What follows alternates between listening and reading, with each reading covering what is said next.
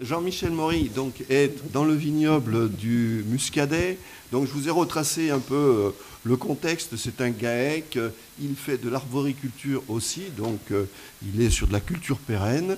Il cultive 7 cépages.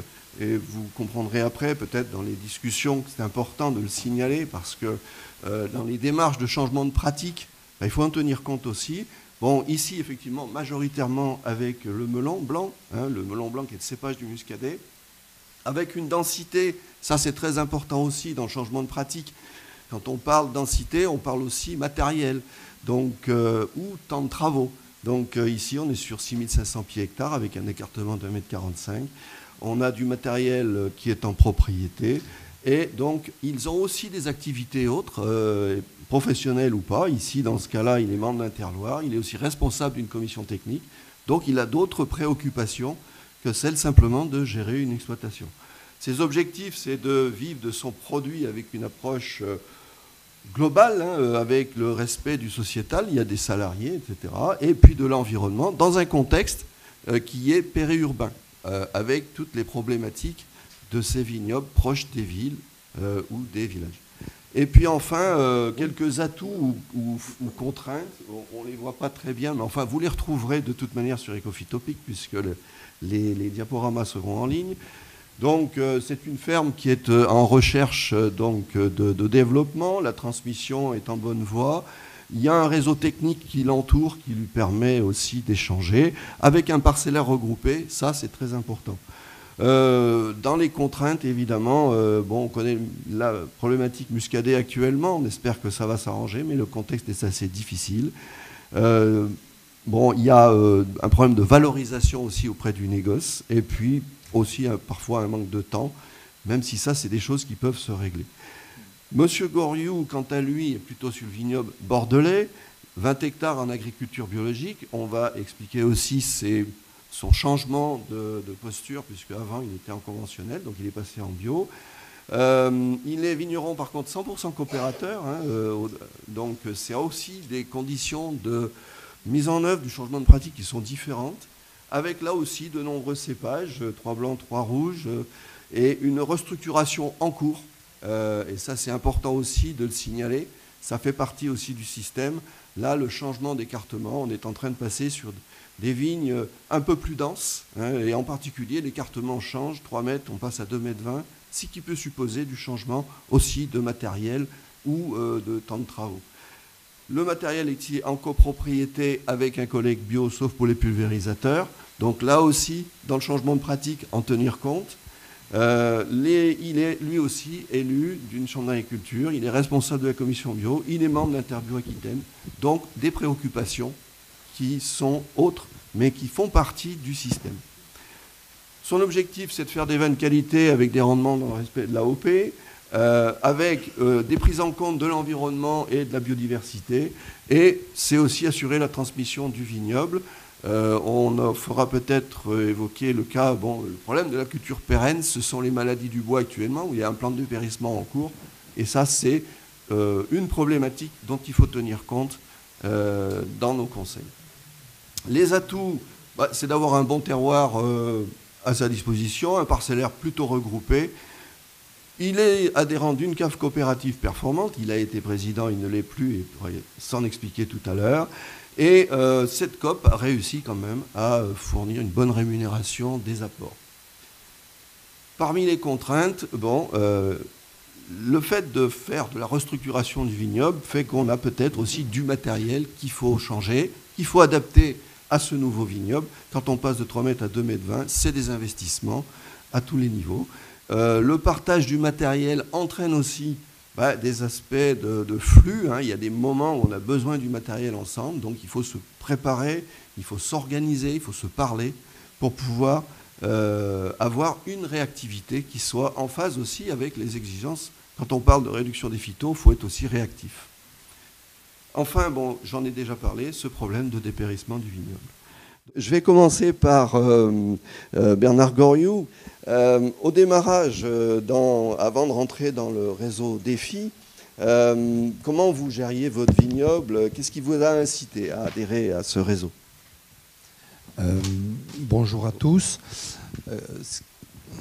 Disons que antérieurement à ma participation au réseau Défi, je pense que sans trop d'originalité, le vignoble, je le gérais notamment par rapport à des intervenants extérieurs, du conseil extérieur. C'était clairement ce qui a été évoqué tout à l'heure, c'était du coup par coup. C'est on a un problème, c'est quoi la solution? Un problème, par exemple, de gestion des adventices, notamment avant que je me convertisse à la bio. Qu'est-ce qu'on fait? Il y a des problèmes d'attaque de parasites, de mildiou, d'oïdium. Qu'est-ce qu'on fait? Donc en fait, c'était vraiment une gestion, je dirais, très ponctuelle et au coup par coup. Vous aviez plusieurs conseillers. Qui est-ce qui vous conseillait de la distribution, la coopération, des conseillers privés? Comment ça se passait? Plutôt la distribution. Moi, je suis adhérent de longue date à une coopérative d'appro qui est très présente par chez nous. Et en fait, ayant de très bonnes relations avec le technicien, c'était plutôt lui qui me conseillait. D'accord. Et vous, par rapport à la petite scénette de tout à l'heure, vous retrouviez un petit peu peut-être des attitudes Oui. Oui. Surtout que, en plus, si vous voulez, dans la relation avec le technicien, il y a aussi toute l'approche, je dirais, performance, on va dire, économique, qui est en général liée au rendement. Et donc là, c'était notamment pour la partie fertilisation, très clairement, moi, c'est un point qui a énormément changé sur mon exploitation. Et à ce moment-là, donc il y a déjà bientôt pas 10 ans, mais presque, c'était effectivement ce conseil très très technique, je dirais, pour assurer des rendements, donc avec des apports de fertilisants chimiques. Et clairement, on ne portait pas le regard très très loin. Et alors donc, quand vous avez adhéré au réseau Défi, donc votre ingénieur réseau est venu vous voir, il vous a proposé non pas de répondre à des questions de type analytique, mais d'abord on va commencer par faire un diagnostic. Ouais. Alors diagnostic d'exploitation, vous en rappelez, c'est assez vaste. C'est quoi votre projet de vie? C'est quoi? Qu'est-ce que vous voulez faire aussi? On allait au-delà simplement de votre métier premier de viticulteur. Alors comment vous l'avez pris ça? Vous étiez dans une période de changement à l'époque, je crois. Alors moi, disons que quand je suis rentré dans le réseau Défi, j'étais déjà pratiquement en fin de phase de conversion, puisque j'ai démarré la conversion en 2009-2010 et j'ai intégré le réseau Défi en 2012 de mémoire. Et donc, j'étais en fin de conversion, mais la fin de conversion, c'est pas la fin des problèmes ou des difficultés. Je dis pas que c'est là que ça commence, mais en tout cas, c'est vrai que j'étais encore dans une situation, je dirais, relativement fragile. J'ai pas peur de dire ça, parce que c'est quand même très bouleversant de convertir un vignoble à la bio, enfin des cultures en général et la vigne en particulier. Et donc, c'est vrai que j'ai trouvé cette approche très intéressante, parce que là, je ne dis pas tout d'un coup, mais en tout cas à ce moment-là, c'est clairement une vision, d'abord plus élargie, plus complète, et où on mettait bien le doigt sur les interactions et finalement l'interdépendance de tout ce que l'on peut faire, de toutes les décisions que l'on peut prendre au fil des mois sur l'exploitation. D'accord, merci. Jean-Michel Maury, quel était à l'époque votre usage des pesticides et quelle était votre tolérance aux bioagresseurs est-ce qu'elle a évolué depuis? Bonjour à tous. On était déjà tolérants, puisque ce n'est pas une tache de mildiou qui nous perturbait tellement. Par contre, un souci permanent, c'est bien de conduire à terme une récolte, et une récolte qui puisse nous donner un revenu. Je pense qu'on a là un élément fort. Je crois que c'est ça qui nous guidait. Effectivement, auparavant, nous étions plus sur l'utilisation de recettes, mais là, on est à 20 ans déjà, ou 15 ans tout au moins. Et je crois que c'est mentionné là dans le contexte. On n'est pas en monoproduction. On est d'abord des vignerons, mais nous sommes aussi producteurs de pommes, et puis éventuellement accessoirement un peu de céréales. et puis en GAEC. Et donc, la confrontation, eh bien, on a l'habitude. Confrontation entre les personnes et confrontation entre les productions. Puisqu'il y a des moments, eh bien, il faut donner des priorités. Est-ce qu'on va, même si on va dire que dans le GAEC, chacun est un peu dédié à une tâche, et que quand on va sur l'autre outil, on fait le manœuvre, hein, en termes vulgaires. Mais quand même, il faut organiser de manière générale le fonctionnement. Et puis, il y a aussi la présence de salariés. Donc, tout ça, ça s'organise. Et vous avez changé quelques pratiques sur votre exploitation sur cette période, ou est-ce que vous avez conforté des pratiques que vous aviez déjà mis en place? Alors, on a conforté et mis en place de nouvelles. Puisque bon, on est un vieux vignoble Terravitis, quelque part pas loin de l'origine Terravitis dans le département. Et donc ça donne déjà des façons de faire. Et puis après, oui, effectivement, depuis 5 ans, on a changé des choses. On a changé les appareils de traitement. On a changé pour partie enfin pas toute la surface, mais une partie de la surface dédiée à la production des IGP. Aujourd'hui, on ne pente plus à 6500 pieds hectares, mais pour la petite histoire, à 4444, comme la Loire-Atlantique. Également, on utilise des racks pour partie par rapport aux insecticides. On fait de l'effeuillage en ayant supprimé totalement les antibotrytis. Et puis, je dois encore oublier quelque chose, sans doute. Donc, en termes d'organisation du travail, sur 23 hectares de pommiers, 60 hectares de vignes, etc., ça a pu changer des choses. Vous avez des salariés, donc comment ça se passe? Alors, les salariés, en gros, il y a des permanents et des saisonniers, puisqu'on est sur des productions très, très liées, enfin, avec beaucoup de saisonnalité. Moi, je vais sans doute décevoir et dire, parce qu'en fait, de perceptible de l'extérieur, non, c'est pas très visible. Puisqu'en fait, il n'y a pas... c'est pas blanc et noir, c'est pas du jour au lendemain. On est dans des évolutions, je vais dire plutôt lentes, mais réelles.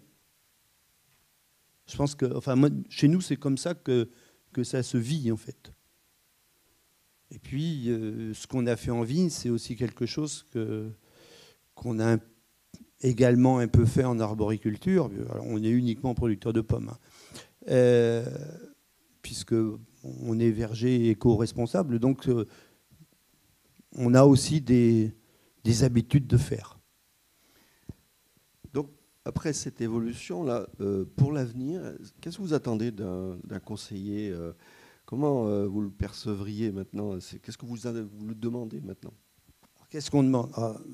Je vais être obligé de regarder un peu mes notes, parce que j'ai quand même un peu... on ne va pas tricher, on a préparé, il ne faut pas rêver. Et j'ai peur d'oublier des choses autour du lien avec les conseillers. Plutôt une réflexion, alors une expertise. Ouais. Enfin, je pense que avoir les idées à peu près claires là-dessus.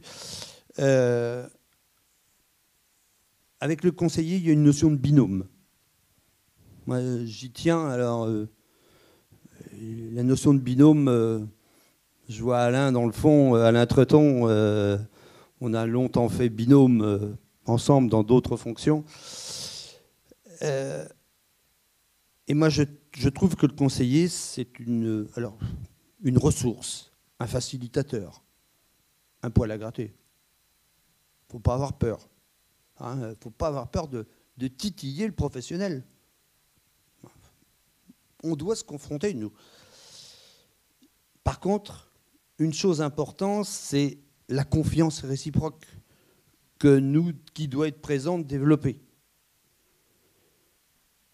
Ça, ce sont des éléments qui, pour moi, sont nécessaires, sans que avec une obligation également, c'est que personne n'oublie son rôle. En finale, c'est pas pour du tout se mettre en avant, mais c'est le vigneron qui décide. Par contre, auparavant, on doit aller chercher et le conseiller doit apporter tous les éléments décisionnaires. Je pense que ça, c'est important. Il doit également, le conseiller doit être donné ou apporter dans les façons de faire. Il doit également présenter l'éventail du possible. Je crois que il faut ouvrir les portes, tout simplement. D'accord. Si on parle du groupe, puisqu'on a beaucoup parlé du collectif, comment vous l'avez abordé, vous, cet aspect collectif, échange avec les autres Est-ce que ça a un peu modifié par les échanges des pratiques, des savoir-faire? Alors, les échanges avec le groupe, ça a été bénéfique. Alors, ça n'a pas été complètement nouveau. Parce que je disais tout à l'heure que c'est pas blanc et noir, il n'y a pas un jour J où on commence tout. Loin de là. Par contre, il y a eu de véritables apports. Moi, je pourrais citer au moins 2 exemples liés à l'apport du groupe. C'est la nouvelle façon de traiter, le face par face. Alors nous, on n'est pas en bio, mais j'ai rien pro. Je suis ni un anti-bio, ni un pro-bio. Puisque on est aussi capable d'utiliser des façons culturales bio sans le revendiquer. Et puis également l'évolution de la densité de plantation, l'écartement supérieur, c'est aussi le résultat de confrontation, de discussion, de réflexion avec le groupe et avec les conseillers. Puisque je disais, on a commencé avec un et aujourd'hui nous poursuivons avec un autre qui est là. Bernard Goriot, donc je vais reprendre avec vous un petit peu. Est-ce que vous pouvez nous évoquer, dans le cadre de du collectif, le projet que vous avez mis en place, ce fameux projet collectif dont on a parlé ce matin? 3 minutes. Le projet du groupe, donc aujourd'hui, et j'ai compris que sur le plan national, on n'était pas le seul à avoir fait ce choix. Notre projet, il est de prendre en compte la vie du sol, l'amélioration de la fertilité des sols, parce que on a considéré qu'un sol en bon état, un sol bien vivant, c'est un sol qui permet à la plante de vivre, d'optimiser, on va dire, l'équilibre de la plante, la vigne en l'occurrence, et peut-être par là même limiter ou du moins optimiser ses défenses naturelles, améliorer son comportement vis-à-vis des agresseurs de manière large. Et donc, dans le cadre de ce groupe, comment vous voyez l'action de l'ingénieur réseau parce que c'est un groupe assez divers, donc avec peut-être des objectifs, quand on reprend les contextes parfois assez différents. Vous avez un projet commun. Comment vous le voyez, son rôle? Qu'est-ce qu'il peut vous apporter? Alors déjà, effectivement, cette mise en réseau, c'est-à-dire l'organisation de manière très pragmatique de rencontres. Cet hiver, on a fait d'ailleurs un travail vraiment intéressant parce qu'on s'est vu plusieurs fois. On a les uns et les autres accepté d'y consacrer des journées entières. C'est pas mal. C'est assez rare, moi-même, je trouve. Surtout dans la durée, je dirais, parce que ici, chacun, on a abandonné nos activités pour venir là aujourd'hui. Mais ce que j'évoque là au niveau du réseau, c'est des rencontres fréquentes et très enrichissantes. Alors là, effectivement, on est vraiment dans une dynamique d'approche globale, élargie. Alors, quand je dis ça, on n'est pas dans le flou, hein, on est dans le concret, effectivement, puisque le sujet qu'on a évoqué, c'est le sol, la fertilité des sols. Donc, très concrètement, on a notamment un intervenant, nous, à la Chambre en Gironde, qui est très, très performant, la Maxime Christen, qui est passionné de ce qu'il fait et qui nous apporte des éléments de connaissance sur le sol et la vie des sols très, très riches. On va sur le terrain. Voilà, c'est, oui, je dirais une approche qui est à la fois élargie, mais qui en même temps est riche et très dense. Donc l'ingénieur réseau aussi comme fournisseur de ressources extérieures au réseau, puisque oui. vous avez signalé le collègue Maxime et peut-être d'autres. Et on a fait également une expérience qui était intéressante l'année dernière et qui était là, complètement liée à la partie pulvée et intervention des traitements. On a fait des rencontres téléphonées hebdomadaires avec donc les VT du réseau qui souhaitaient participer à cette rencontre. Donc on avait un rendez-vous téléphonique, un jour bien précis, une heure bien précise. Et ça, c'était également assez original, je trouve, et c'était intéressant. D'accord. Donc méthode d'animation aussi innovante. Ouais. Pour conclure, est-ce que vous auriez, chacun de vous, un mot à dire sur ces 4 années passées dans les réseaux défis? Comment vous l'avez ressenti, ce réseau-là? C'est motivant? C'est un beau projet? Ou est-ce que vous auriez éventuellement une critique peut-être à faire? Non, moi personnellement, je trouve ça vraiment très intéressant.